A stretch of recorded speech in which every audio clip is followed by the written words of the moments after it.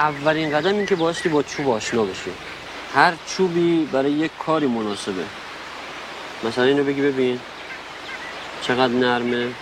چوب درخت سپیداره، برای کنده کاری خوبه. ولی اینو ببین،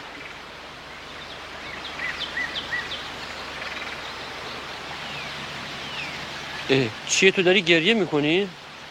مرد که گریه نمیکنه. هنوز نیومده دلت برای خانواده‌ات تنگ شد؟ نه. پس چی؟ میدونی چیه؟ هیچ کی منو دوست نداره.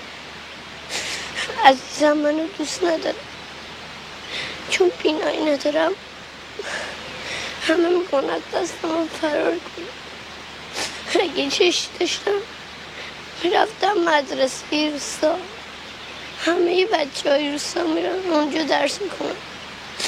غیر از من که باید برم مدرسه نابینا که اون بر دنیاست.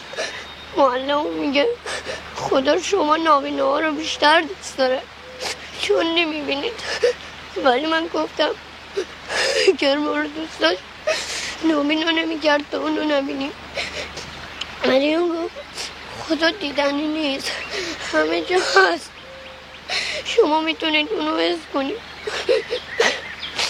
شما میتونید با دستاتون ببینید.